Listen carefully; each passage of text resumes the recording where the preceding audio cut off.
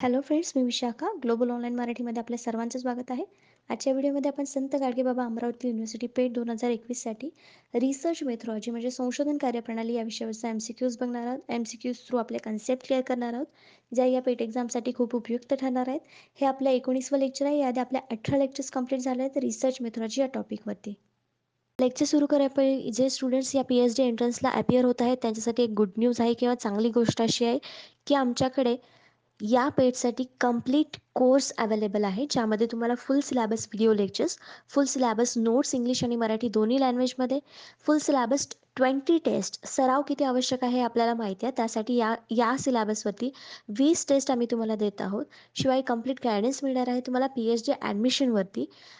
ह्या course join करण्यासाठी फक्त दिलेल्या व्हॉट्सअप नंबरवरती मेसेज करायचा आहे, जिची फीस फक्त 499 रुपये आहे. फटाफट या कोर्सला जॉईन करा, कारण पेट एक्झाम 25 तारखेपर्यंत रजिस्ट्रेशन आहे. त्याच्यानंतर एक्झाम कधीही येऊ शकते आणि आपला अभ्यास कंप्लीट असायला पाहिजे. यासाठी तुम्ही लवकरात लवकर हा कोर्स जॉईन करा. तर आपण लेक्चर स्टार्ट करायच्या आधी सांगतोय सिलेबस काय. आजच्या लेक्चरमध्ये आपण कशावरती MCQs बघणार आहोत. तर आज आपण दोन युनिट घेतोय, जे आहे युनिट 6 आणि दुसरा आहे युनिट 7. तर युनिट 6 मध्ये काय आहे, methods of research, sample survey, methods of research इथे, त्याच्यानंतर sample survey, case study, life history, ethnography, historical and interview.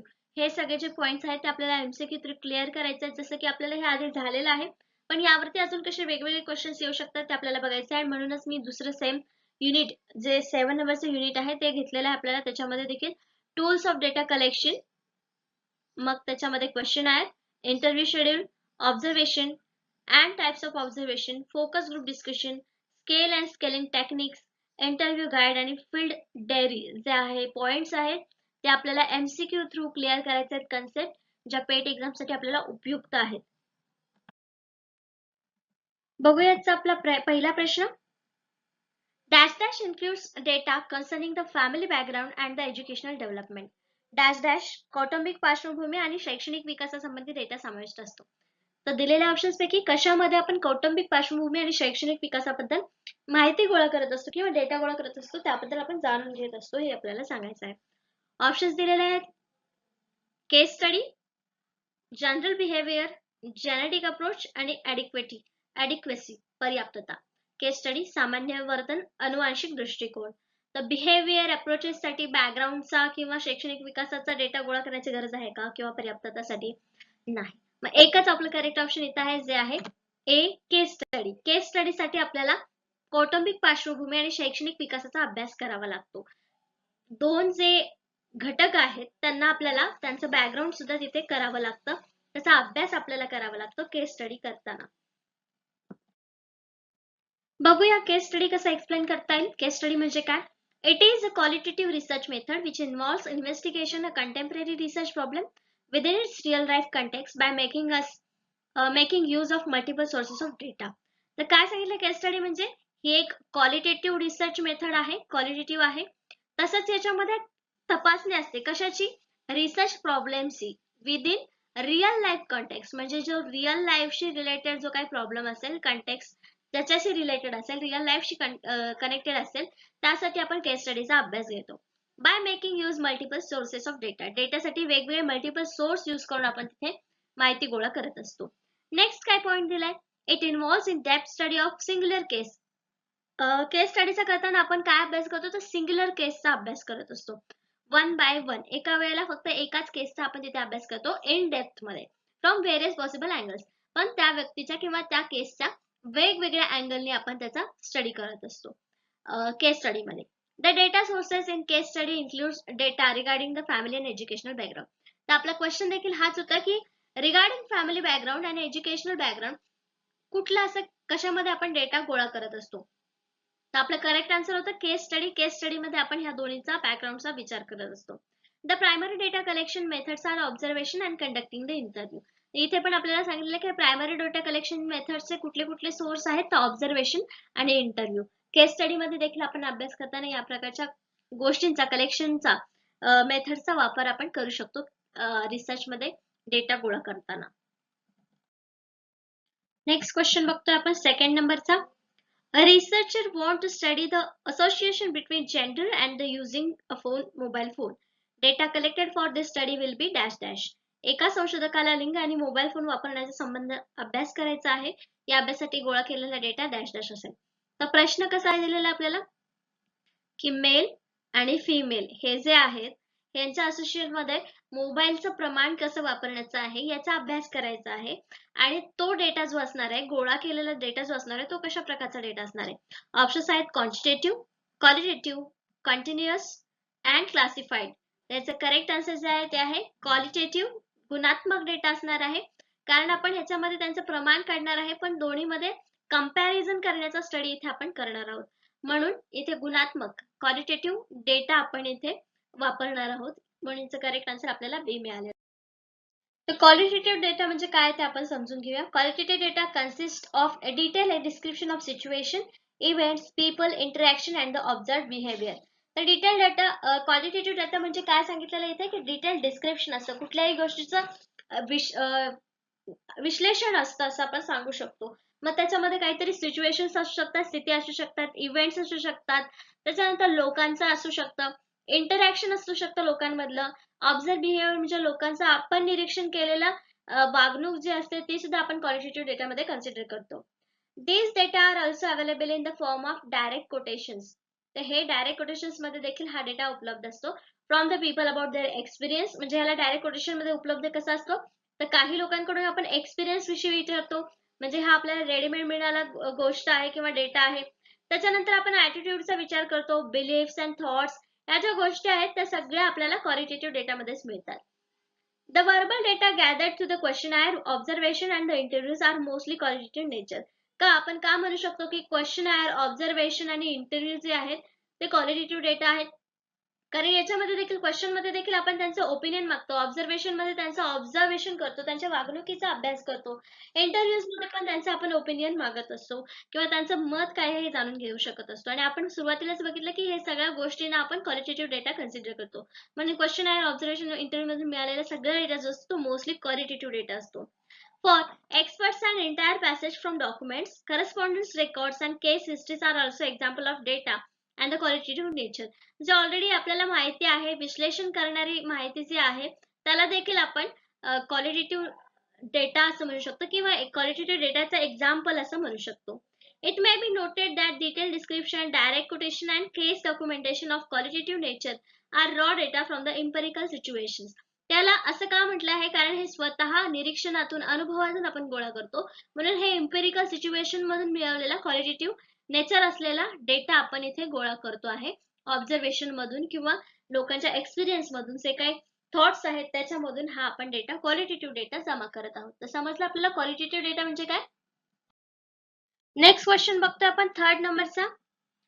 The technique by which we can study an individual's personality by observing her style of life, behavior, manner, thoughts and feelings is called. ज्या पद्धतीद्वारे आपण एखाद्या व्यक्तीचा जीवनशैली, वर्तन, रीती, विचार आणि भावनांचे निरीक्षण करून त्याच्या व्यक्तिमत्वाचा अभ्यास करू शकतो त्याला काय म्हणतात.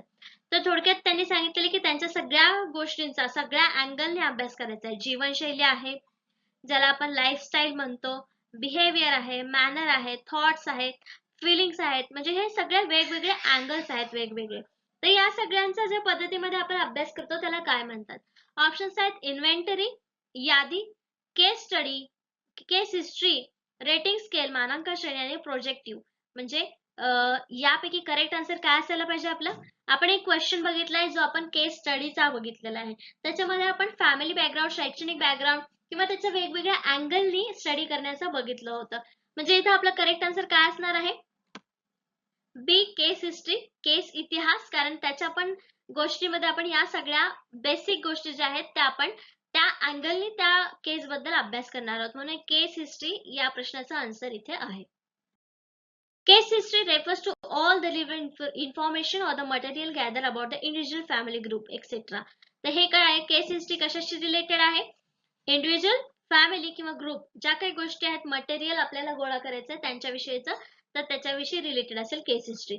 And arrange so as to serve as organised record and have analytic value for social worker, students or the like, used especially in social work, sociology, पाश्चरी अँड मेडिसिन. तर या सगळ्या गोष्टींमध्ये आपण वर्कर स्टुडंट्स हे जे गोष्टी वापरत असतात किंवा या थिंग्स वापरत असतात आपल्या केस हिस्ट्रीमध्ये, तर त्यामध्ये हे सगळे समाविष्ट असतात.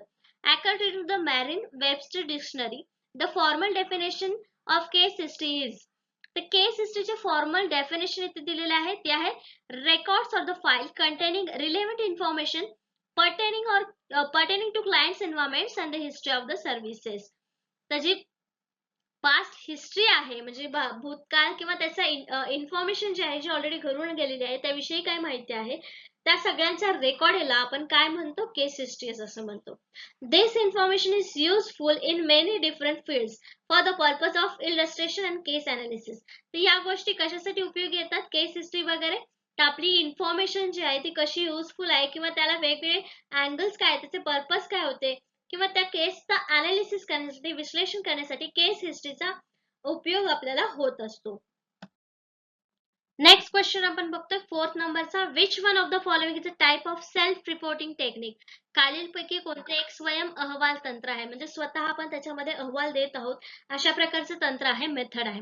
ऑप्शन्स आहेत फीड अनालिसिस, क्वेश्चन आहेत केस स्टडी आणि फोकस ग्रुप. तर याच्यामध्ये एकच असं आन्सर आपल्याला दिसतंय की बाकी फील्ड अनालिसिस मध्ये आपल्याला अनालिसिस करावं लागेल, म्हणजे स्वतः रिसर्चरला अनालिसिस करावं लागेल.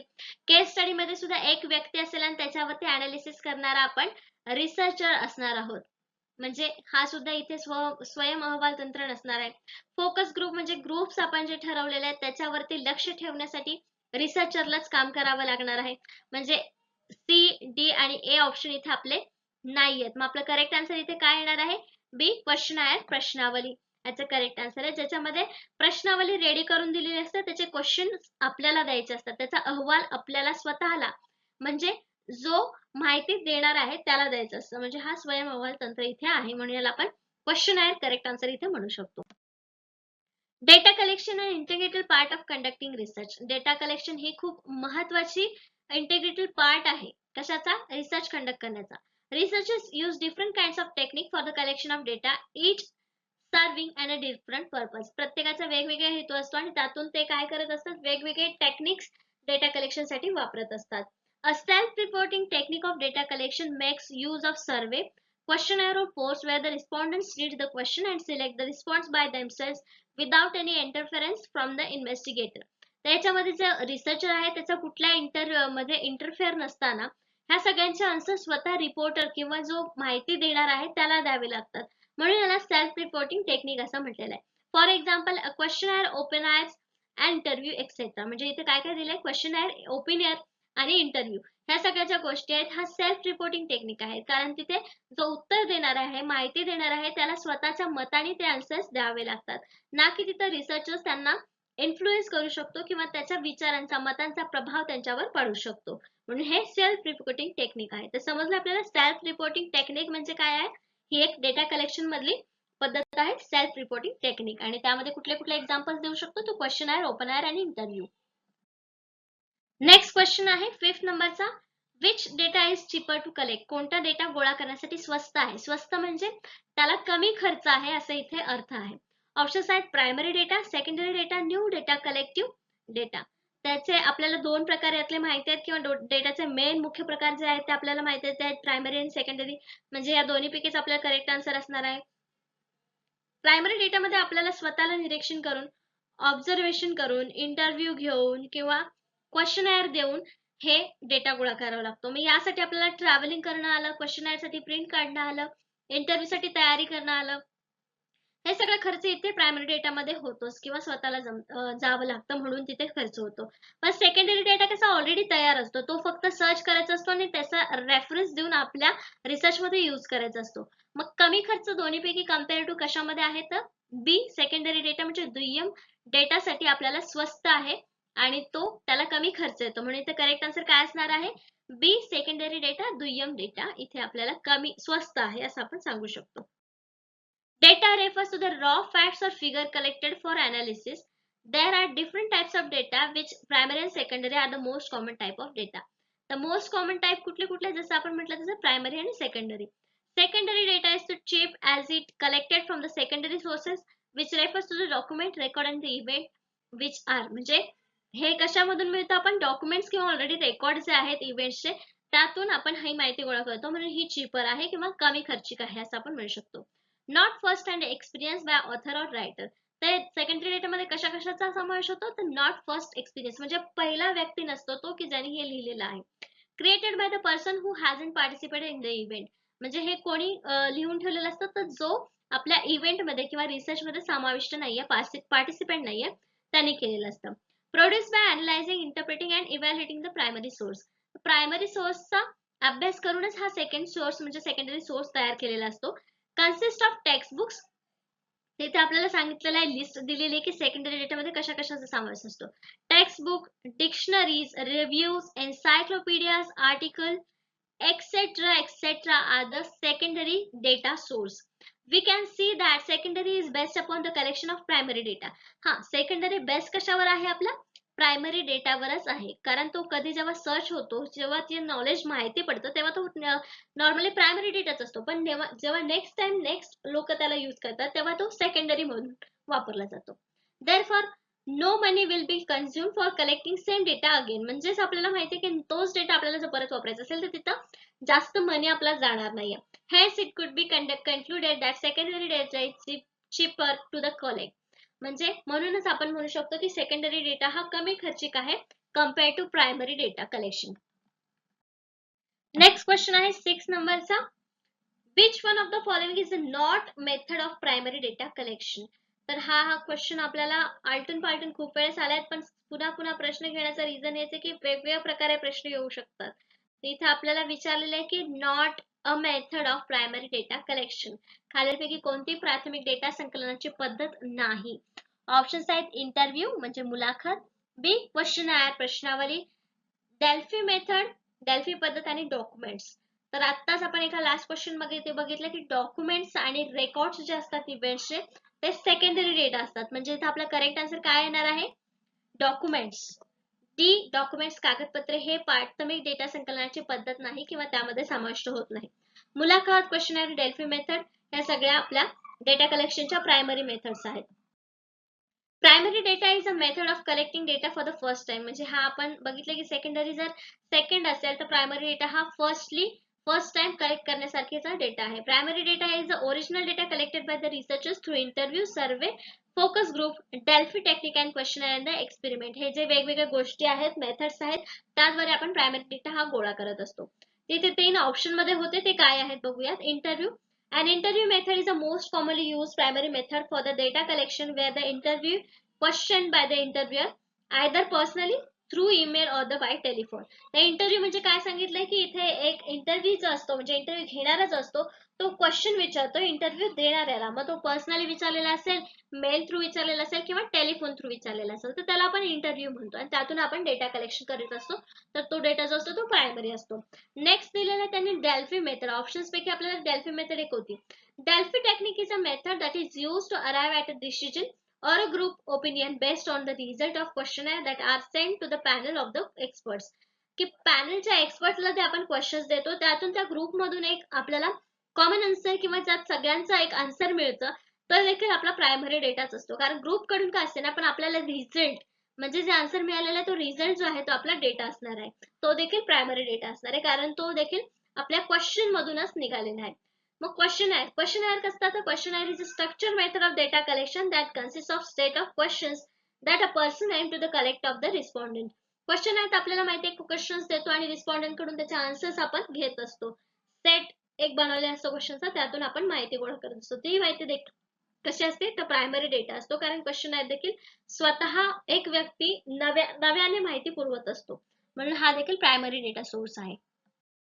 नेक्स्ट क्वेश्चन बघतो आपण 7th नंबरचा. Which one of the following stages of marketing research process is most expensive. तर हे रिलेटेड कशाचे क्वेश्चन आहे, मार्केटिंग रिसर्च प्रोसेस. विपणन संशोधन प्रक्रियेच्या खालीलपैकी कोणता टप्पा सर्वात महाग आहे. ऑप्शन्स आहेत data analysis, data collection, developing a research plan, report writing. तर बघूया आपण कशाला सर्वात जास्त खर्च येऊ शकतो. Data analysis. ऑलरेडी गोळा केलेल्या डेटाला फक्त बसून अनालिसिस करण्यासाठी तिथं पैसे खर्च होणार आहेत का आपले, महाग लागणार आहे का तो आपल्याला, नाही. मग हा टप्पा तेवढा महाग नाही. दुसरा आहे data collection. Developing the research plan. Data कलेक्शनसाठी आपल्याला फिरून माहिती गोळा करावी लागेल, वेगवेगळ्या मार्केटमधल्या बिझनेसची माहिती गोळा करावी लागेल, त्यांना समजून घ्यावं लागेल, त्यांचे ओपिनियन्स, त्यांचं स्टार्टिंग कसं होतं, हे सगळे जे माहिती गोळा करायची असेल, त्यावेळेला मात्र आपल्याला फिरावं लागेल. आपला खर्च तिथे लागणार आहे. मग हा आपण आपल्याला आन्सरच्या लिस्टमध्ये ठेवू शकतो. नेक्स्ट आहे developing the research plan. Research plan करण्यासाठी आपल्याला फिरून रिसर्च प्लॅन करावा लागणार आहे का? नाही. एका ठिकाणावर बसून आपल्याला कोणत्या विषयावर अभ्यास करायचा आहे, काय प्लॅन करायचं रिसर्चमध्ये ते आपण करू शकतो. म्हणजे हा देखील टप्पा जो आहे तो तेवढा महाग नाही. रिपोर्ट रायटिंग, सगळी माहिती विश्लेषण झाल्यानंतर, माहिती गोळा करून झाल्यावरती फक्त रिपोर्ट राहायला पैसे लागणार आहेत का आपल्याला तेवढे? किंवा तेवढा खर्च येणार आहे का? नाही. फार तर कागद पेनचा खर्च येऊ शकतो किंवा टायपिंगचा खर्च असा येऊ शकतो रिपोर्ट रायटिंग करताना, जेव्हा आपलं सगळं रेडी असेल मटेरियल तेव्हा. म्हणजे A, C, D हे जे ऑप्शन्स आहेत ते कट झाले नाही. फक्त डेटा कलेक्शन राहिलेलं आहे. त्याला आपल्याला फिरावं लागणार आहे आणि तिथे आपल्याला एक्सपेन्स जाणार आहे. म्हणजे इथे आपला करेक्ट आन्सर काय असणार आहे? बी, डेटा कलेक्शन, माहिती संकलन ही जी प्रक्रिया आहे, हा जो टप्पा आहे तो विपणन संशोधन प्रक्रियेतील एक सर्वात महाग टप्पा आहे असं आपण इथे म्हणू शकतो. The data collection stage of marketing research process is the most expensive. जे आपलं करेक्ट आन्सर मिळालं होतं ते स्टेटमेंट इथं आहे की डेटा कलेक्शन स्टेज ही मार्केटिंग रिसर्च प्रोसेस मधली मोस्ट एक्सपेन्सिव्ह आहे, जास्त खर्चिक आहे. The market research process refers to the learn everything about the targeted market area for promoting a specific service or the product. म्हणजे याच्यामध्ये काय करतो की मार्केटमध्ये आपल्याला एखाद्या स्पेसिफिक सेवा किंवा उत्पादनाबद्दल अभ्यास करायचा असतो. त्यासाठी आपल्याला मार्केटमध्ये फिरावं लागतं. त्याबद्दल माहिती घ्यावी लागते. There is a variety of resources and tools are available to help marketer research and analyze the marketplace. तिथे भरपूर मेथड्स आहेत, टूल्स आहेत, त्यांचा यूज करून आपल्याला ही माहिती सगळी अनालाइज करायची असते मार्केटमधली. So many business conduct marketing research using wide ranging and cost effective resources and tools that are widely available. तर ज्या गोष्टी अवेलेबल आहेत मोठ्या प्रमाणावर त्या गोष्टींचा वापर करून, रिसोर्सेसचा वापर करून या प्रकारचा रिसर्च केला जातो. म्हणजे साहजिकच आहे की डेटा कलेक्शन करताना आपल्याला तिथे महाग किंवा खर्चिकपणा तिथे येणारच आहे. म्हणून आपलं करेक्ट आन्सर आलं होतं डेटा कलेक्शन ही स्टेज जी आहे ती या प्रोसेसमध्ये मोस्ट एक्सपेन्सिव्ह आहे. नेक्स्ट क्वेश्चन आहे 8 नंबरचा. In the dash dash method of data collection, the individual becomes part of group he wants to study. म्हणजे याच्यामध्ये काय होतं, ह्या मेथडमध्ये डेटा संकलनाच्या डॅश डॅश पद्धतीमध्ये व्यक्ती ज्या गटाचा अभ्यास करू इच्छितो त्या गटाचा एक भाग बनतो. कशामध्ये? ऑप्शन्स आहेत किंवा त्याला काय म्हणतो? ऑप्शन्स आहेत नॉन पार्टिसिपेंट ऑब्झर्वेशन, गैरसहभागी निरीक्षण. याच्यामध्ये भाग होऊ शकतो का? गैरसहभागी निरीक्षणामध्ये तो त्याचा भाग होऊ शकणार नाही. फोकस ग्रुप इंटरव्ह्यू, तर त्याच्यामध्ये ऑलरेडी एक फोकस ग्रुप आहे, तो सहभागी होणार नाही त्या गटाचा अभ्यास करताना. शेड्यूल, वेळापत्रक नाही. मग तिन्ही ऑप्शन गेले. मग आपलं करेक्ट आन्सर एकच राहिलं जे आहे पार्टिसिपंट्स ऑब्झर्वेशन. सहभागी निरीक्षणामधला जो भाग आहे किंवा जो व्यक्ती आहे तो त्या संकलनाचा एक भाग होतो. म्हणजे आपलं करेक्ट आन्सर इथे काय येणार आहे? D, participants observation. सहभागी निरीक्षण जे आहे या पद्धतीमध्ये व्यक्ती त्या गटाचा अभ्यास करू इच्छितो त्याचा एक भाग बनतो.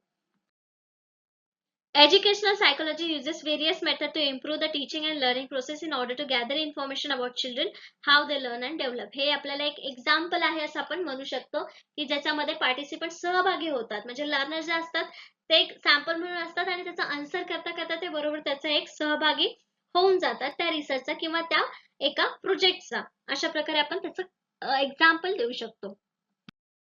नेक्स्ट क्वेश्चन बघतो आपण 9th नंबरचा. Name the method which deals with only one person at a time and promote his adjustment. एका पद्धतीचे नाव द्या जे एका वेळी फक्त एका व्यक्तीशी व्यवहार करते आणि त्याच्या समायोजनास प्रोत्साहन देते. तर ऑप्शन्स आहेत case study, questionnaire, clinical method, experimental methods. हे 4 ऑप्शन्स दिलेले आहेत. त्याच्यामध्ये कशामध्ये आपण एका व्यक्तीचा एका वेळेस अभ्यास करतो आणि त्यातून जे निष्कर्ष निघतो त्याच्यामध्ये आपण ऍडजस्टमेंट करतो, त्याला प्रमोट करतो, टाइम देतो. तर या सगळ्या गोष्टी कशामध्ये होतात? तर ऑफकोर्स आपण लास्ट 2-3 क्वेश्चन याच्यावरती बघितले म्हणजे याचं करेक्ट आन्सर आहे केस स्टडी. केस स्टडी जे आन्सर आहे त्याच्यामध्ये त्याच मेथडमध्ये आपण एका पर्सनचा एका वेळेला अभ्यास करतो आणि ऍडजस्टमेंट करत असतो. केस स्टडीचा आपला एवढे क्वेश्चन झालेले की केस स्टडीवरती आता कसाही क्वेश्चन आला तरी त्याचं करेक्ट आन्सर आपल्याला देता आलं पाहिजे, फाइंड आउट करता आलं पाहिजे. इथे पण आपल्याला एक्सप्लेनेशन दिलेलं की केस स्टडी म्हणजे काय? A case in a case study, research could be individual, organization or the institution. इथे आपल्याला सांगितले की केस स्टडी आपण कशा कशाचा करू शकतो? इंडिव्हिज्युअल्स म्हणजे वैयक्तिक व्यक्ती, ऑर्गनायझेशन म्हणजे संस्था आणि इन्स्टिट्यूशन म्हणजे आपल्या इन्स्टिट्यूशन्स जे आहेत त्यांचा केस स्टडी साठी आपण अभ्यास घेऊ शकतो. ऍज अ इंडिव्हिज्युअल्स म्हणून त्यांना आपण करू शकतो. बाकी it concerns with the depth study of the singular case, हा पॉईंट आपण लास्ट क्वेश्चन मध्ये डिस्कस केलेला आहे. It is a qualitative research method, हा पण पॉईंट आपण लास्ट टाइम डिस्कस केलेला आहे. It seeks to explore an area of regarding which there is a little understanding to the prior knowledge. याच्यामध्ये आपल्याला आधी काहीतरी नॉलेज असतं आणि मग आपण त्याच्यावरती केस स्टडीसाठी केस निवडतो. हे इथे सांगितलेलं आहे आपल्याला एका केस स्टडीसाठी. नेक्स्ट आहे the data sources in case study includes data regarding family, हे पण आपण लास्ट पॉइंट जो आहे तो लास्ट क्वेश्चन मध्ये डिस्कस केलेला आहे. तर केस स्टडीचा कुठलाही क्वेश्चन जरी आला तरी आपल्याला आता सहजपणे सोडवता आलेला पाहिजे. नेक्स्ट क्वेश्चन बघतो आपण 10th नंबरचा. What do we call data that are used for a new study but which were collected by an earlier researcher for a different set of research questions. नवीन अभ्यासासाठी वापरल्या जाणाऱ्या परंतु पूर्वीच्या संशोधकाने वेगळ्या संशोधन प्रश्नासाठी गोळा केलेल्या डेटाला आपण काय म्हणतो? ऑलरेडी डेटा गोळा करून ठेवलेला आहे एका वेगळ्या विषयासाठी आणि तोच डेटा आपण पुढे एका दुसऱ्या विषयासाठी वापरतो आहे, त्या डेटाला काय म्हणणार? ऑप्शन्स आहेत secondary data, field notes, qualitative data आणि प्रायमरी डेटा. तर हा डेटाचा प्रकार आपल्याला सांगायचा म्हणजे ऑब्व्हियसली फक्त ए आणि डी मधूनच हवीचा आन्सर असणार आहे, हे दोन्ही नसणार आहेत. तर मग आपला ह्याचा करेक्ट आन्सर काय असणार आहे? कारण हा दुसऱ्यांदा वापरला जातोय, पहिले कोणीतरी वापरलेला आहे आणि त्या विषयाचा पण दुसरा विषय निवडलेला आहे, पण तीच माहिती आपण त्या विषयासाठी वापरतो आहे, म्हणजे तो एक सेकंडरी डेटा झाला, दुय्यम डेटा झाला. म्हणजे आपलं करेक्ट आन्सर काय आलेला आहे? ए, सेकंडरी डेटा, दुय्यम data. Secondary data refers to the data that is collected by the someone other than a primary user. तेच जे आपण समजून घेतलेला आहे सेकंडरी डेटा म्हणजे जे की प्रायमरी युजरनी न कलेक्ट केलेला डेटा हा सेकंडरी डेटा आहे. Common source of secondary data for social science includes census information collected by the government departments, organizational records and data that was originally collected for other research purpose. म्हणजे गव्हर्नमेंटने जे documents दिलेले आहेत, organisational records जे आहेत, तो सगळा data कसा असणार आहे? सेकंडरी असणार आहे. आणि शिवाय ओरिजिनली एका पर्पज साठी रिसर्च मध्ये तो माहिती आपण गोळा केलेली आहे आणि दुसऱ्या रिसर्च मध्ये ती वापरणार आहे, तेव्हा सुद्धा त्याला आपण सेकंडरी डेटा असे इथे म्हणणार आहात. तर अशा प्रकारे आपले 10 प्रश्न आणि 10 कन्सेप्ट इथे संपलेले आहेत. नेक्स्ट सेशन मध्ये आपण नेक्स्ट युनिट वरचे क्वेश्चन्स बघणार आहोत. त्यातले 10 प्रश्न 10 कन्सेप्ट वेगळ्या समजून घेणार आहोत. आपले लवकरच युनिट्स कव्हर होतील आणि त्यानंतर आपले कुठले पॉइंट्स राहिले असतील तर तेही आपण कव्हर करणार आहोत या आपल्या येणाऱ्या पेट एक्झाम साठी. आजच्या सेशनसाठी धन्यवाद.